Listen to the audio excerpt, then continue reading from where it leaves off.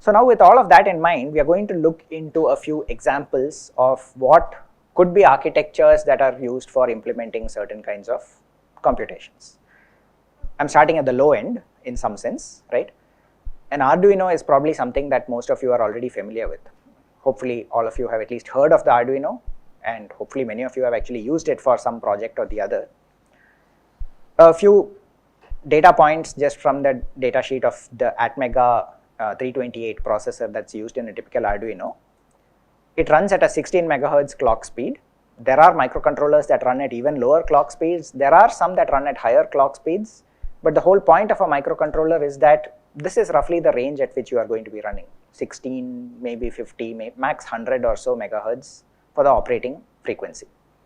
The reason being that microcontrollers are typically used in contexts where you are trying to communicate with the outside world rather than specifically doing high performance computing.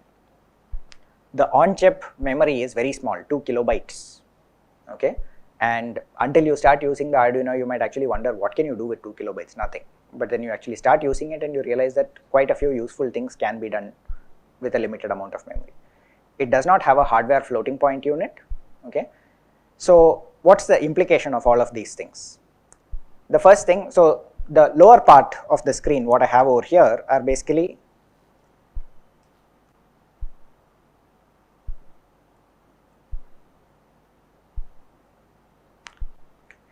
what I have in these portions over here are essentially referring to some derived data, right? So based on the values that we have from the data sheet, what can we estimate about what is actually the capability of the system? The first thing that we can say is pretty much the data transfer, right, is not going to be more than about 1 word per clock cycle, right? Typically when you have a system, a microcontroller like this, the best that you can do is if you are able to read from memory 1 data word per clock cycle, okay, because even the instructions are going to be such that they can pretty much fetch 1 data and store it into a register per clock cycle. In reality you may not even reach this speed, right? Now assuming that the Atmega is using a 16-bit word, that basically means 2 bytes, and at a 16 megahertz clock that's a roughly 32 megabytes per second of throughput. And this is literally, from the SRAM that you have on chip, how quickly can you pull data into the processor and do something with it. This is pretty much the fastest that the system can run, okay, 32 megabytes per second. If you are working with 32-bit words, it might go up to 64 megabytes per second, okay. Is this a large number? Based on the analysis that we did last time of a few different kinds of computations that we had taken up, right, this doesn't look like a very big number, okay. The number of instructions per second that can be executed, the theoretical maximum is pretty much 16 million instructions per second, because that's the clock speed. If I have 16 million clock cycles per second, I can pretty much do only 1 instruction per clock cycle on a processor like this. There are processors where you can essentially execute more than 1 instruction per cycle, okay, and when you get into the domain of computer architecture, you will come across things like cycles per instruction or instructions per cycle, and instructions per cycle is usually used where in contexts like superscalar execution or vector processors, where you can actually execute more than 1 instruction per clock cycle on average. The Arduino, the Atmega does not really have that kind of complicated functionality, so pretty much 16 MIPS is the best that you can do. Now what that means is, when you don't have a floating point unit, how can you do floating point computation? You can still do it by having a software function that emulates floating point, right? So all the sort of computation that is required for floating point can still be emulated. It can become terribly slow, so you will get much less than 16 mFLOPS when you do something like this. Moving on, the Intel i7-8550 mobile. This is the processor that I actually have on this laptop. It's capable of running at 3 gigahertz in turbo mode. Typically it runs at around 2 gigahertz or a bit less than that. In fact, if you look at it, you will be wondering, okay, if it can run at 3 gigahertz turbo mode, why don't they just run it at 3 gigahertz all the time? Any idea what's the problem? You'll start draining your battery fast. you'll have heating problems, right? You probably have already noticed that when your laptop is running, doing some heavy number crunching or even displaying video or something like that, after a while it starts heating up, the fan turns on, and your battery life just goes for a toss, right? So the turbo mode is sort of kept for short bursts. You run it for a short while in turbo mode, fine, it solves the problem quickly for you. But the rest of the time you are sort of running at a thing that can be much more easily handled by the system. The heating capability is, or rather the heat dissipation capability is not being overstressed. Okay.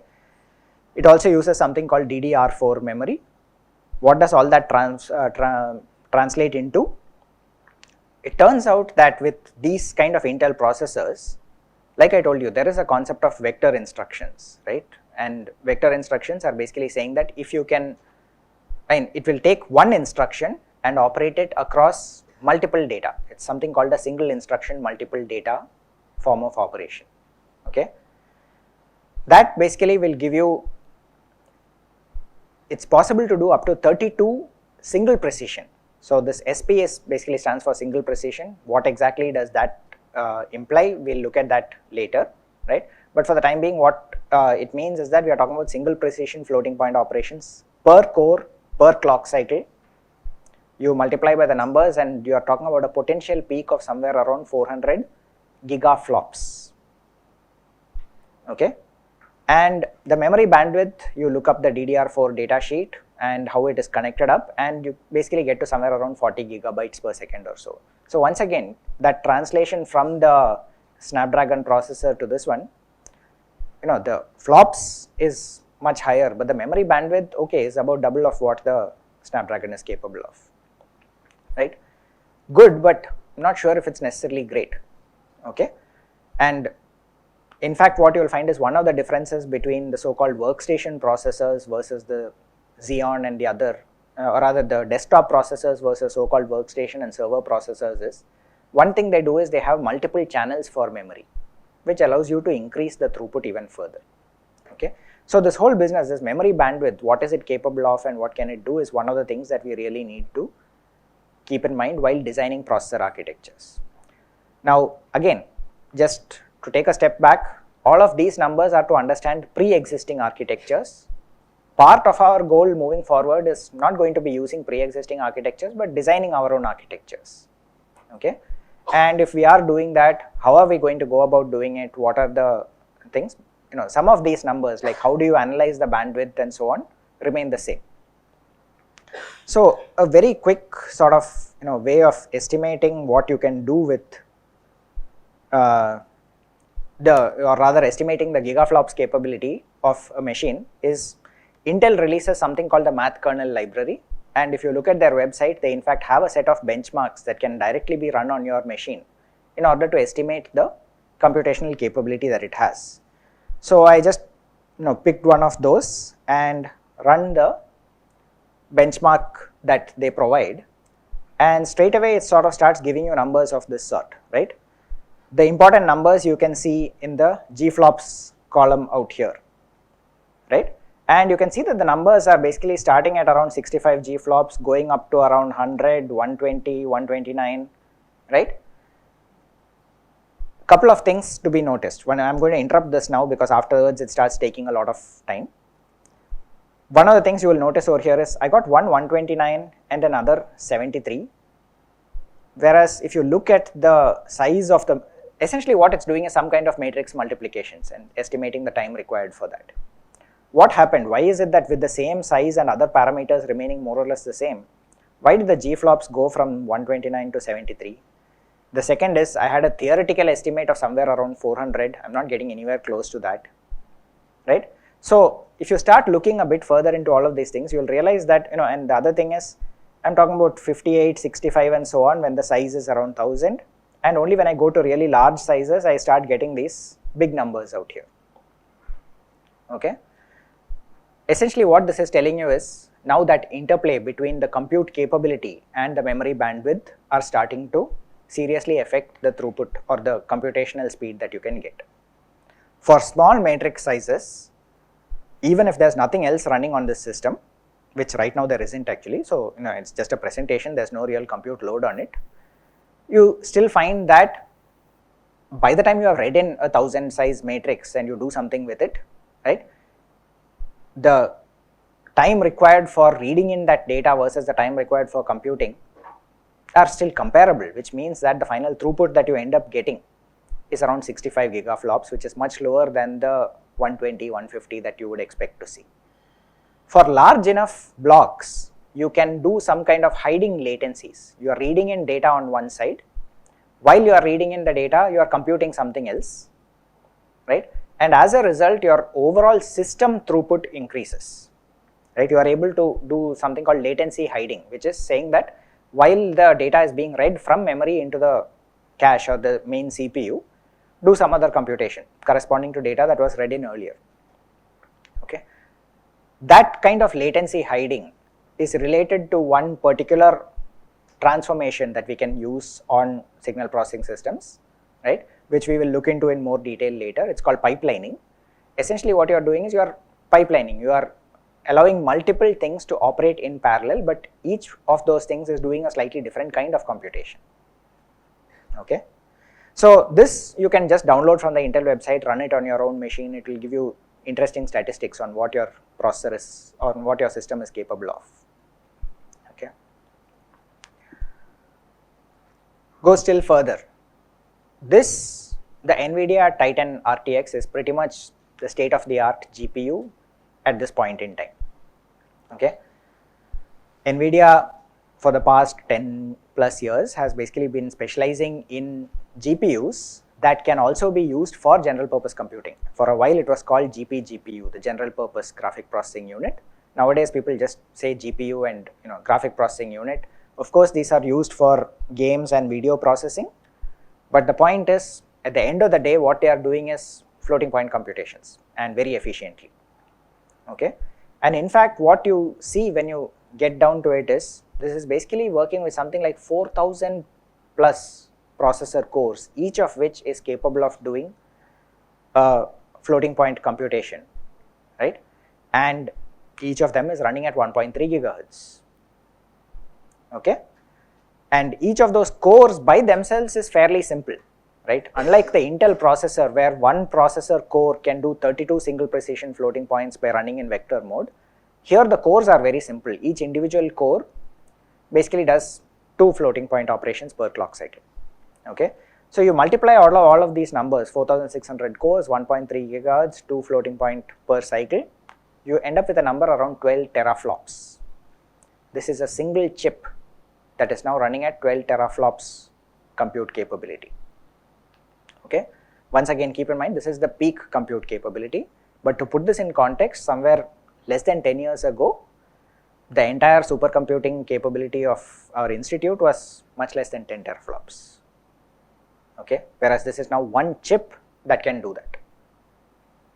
Okay, of course the chip is massive. We are talking about something like 20 billion transistors on a single chip. Okay, NVIDIA GPUs are probably the largest individual silicon chips that you are likely to come across nowadays, but that's okay. They have figured out how to build those and to get them in sufficiently good quantities that they can sell them commercially. Now obviously if you have this many cores, if you don't have the memory bandwidth to go with it, it's useless. And here you actually start seeing a problem, right? They still have only 100 gigabytes per second of memory bandwidth. Okay, and if I'm actually trying to feed this 12 teraflops of compute capability with 100 gigabytes per second of memory bandwidth, no way, I'm just going to be stuck with the memory, and those 4000 cores, maybe a few hundred of them will be actually being utilized, and the remaining are just going to sit idle waiting for data to come from memory. But obviously that's not the end of the story. What it means is you need to write your code, you need to, in the context of this course, map your algorithm cleverly such that it can basically sit in the core and communicate with local memory. So this 100 gigabytes per second is the memory that is off chip. You can have small amounts of on chip memory, you can't have a large amount because you have this many cores. If you start adding large amounts of memory for each of them, even 20 billion transistors is not going to be enough. So you don't do that, but you do put a small amount of memory for each core. That is how, and you need to make extensive use of that caching capability. So that's how you can actually get to a decent performance, right? To put this in context, pretty much the state of the art as far as memory bandwidth is concerned, nowadays we have something called HBM, high bandwidth memory, right? And high bandwidth memory, the way that it works is it uses a 1024-bit wide bus. So per cycle it is transferring 1 kilobit of memory. Okay, that's, I mean, it is high bandwidth memory by pretty much any standard that we can think of today. Even then, the kind of speeds that they are able to achieve finally are getting to at most like 700, 800 gigabytes per second. So if you need to fetch data from off chip, you are never really going to get to the point where you will be able to completely saturate your computational capability.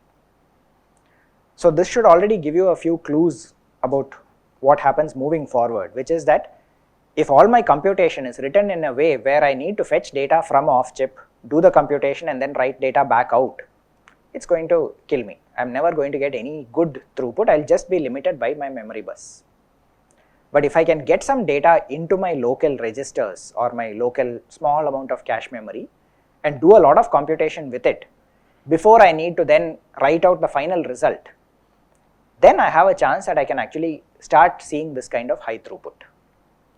Okay, the 12 teraflops, it might be possible to do something like that. So how does the LinPack, the example, the matrix multiplication and so on work? It has to work in a way where it's able to pull in a small amount of data, do almost the entire matrix multiplication for that part of the data while sitting in local memory, then push out only what is required, pull in additional data in order to do more computations and so on. So that balancing what you are transferring into and out of the system versus what you are computing starts to become really important. Okay.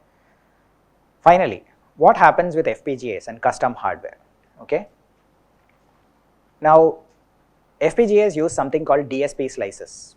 Like I told you, they're called digital signal processing slices, but at the end of the day, all that matters is each one is capable of doing a multiplication. Now,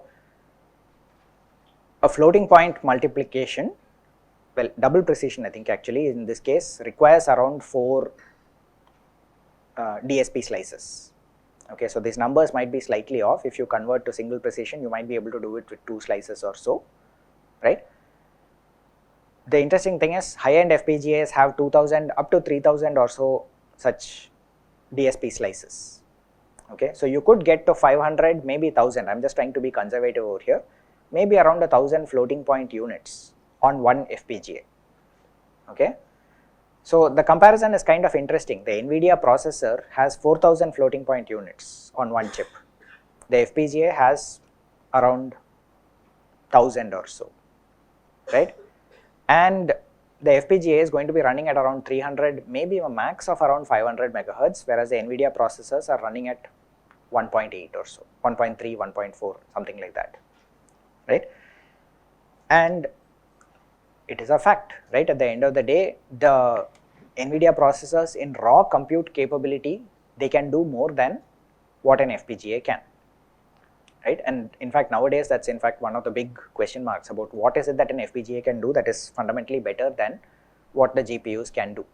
Okay, now let's just put the numbers that we have together, assuming conservatively that I have 500 floating point units on one FPGA running at 300 megahertz, that's around 150 gigaflops or so. Okay, I could probably double that, get to 1000 floating point units, and I might be able to push it to 500 megahertz, which would take me considerably higher, potentially like 500 gigaflops. So what it looks like is beating a CPU is probably possible reasonably well with a good FPGA. Okay, but even that's not easy. So in other words, running something on an FPGA, unless you are able to do the computations properly, you will still find it harder to do it better than what a CPU can do, because modern CPUs are extremely good at what they do. So then what are the other things that come into the picture? One of them is the power consumption, right? How much power will this FPGA that is running at this 300 or 500 megahertz consume compared to a processor that is going to be running at 2 or 3 gigahertz to get the same kind of performance? The FPGA usually consumes less power. Okay, it's not automatically significantly less. I mean, as far as GPUs are concerned, yes, FPGAs potentially are like 10 times less power for a given chip. but they don't have the same compute capability. So the comparison is not very straightforward there either. Okay. One thing that FPGAs have that is good is local block RAM resources. You can pretty much have a large number of block RAMs, each one sitting next to one of these DSP slices, right? And potentially if you had something like 1,000 of them, 8-bit bus, you have 300 gigabytes per second of local memory bandwidth, right? Sounds good, but keep in mind that the GPU has something similar with regard to its local memory. So if you are able to partition your computation such that you have all the local memory available to you, then you are still going to find it hard to do better than a GPU. But one thing that is possible with an FPGA that is simply not possible with a CPU or a GPU is what happens when I finally realize that, look, I don't really need so many bits, I don't need floating point. Maybe I can get by with 16 bits or 8 bits or 7 bits, right? That kind of flexibility, can I use 13 bits for my computation? Can I use 7 bits for my computation? You can't even think of that with a CPU or a GPU because they have to be designed for some standard sizes. But with an FPGA, you can actually start to look at those kind of computations.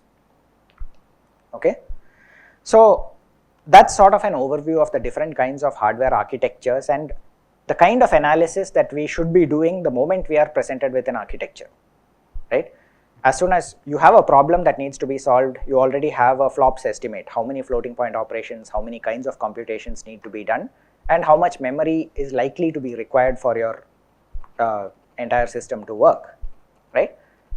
Then if you are told, okay, can you implement this on this particular architecture, right? So for example, let's say AlexNet, somebody told you that you need to implement the whole AlexNet computation, which we estimated was somewhere around 2 giga floating point operations, and they say run it on an Arduino. So what can you say? If I need to do 2 billion floating point operations and I can do maximum 10 million floating point operations per second, one image recognition on an Arduino is probably going to take me 200 seconds, 3 minutes. Okay, so it's just a terrible architecture on which to do this. So fine, forget about it. What about the original Samsung Galaxy S processor? At 1 gigaflops, you're still talking about at least 2 seconds to recognize a single image. Okay, but then you start seeing the modern processors, you've already hit like 10 gigaflops, 20 gigaflops. This laptop is around 100 plus gigaflops. Then AlexNet suddenly starts looking reasonable. I can do it in a fraction of a second. Okay, so those are the kinds of things where you can at least quickly estimate, is this architecture even reasonable? Should I be even considering it at all, or should I straight away switch over to something else?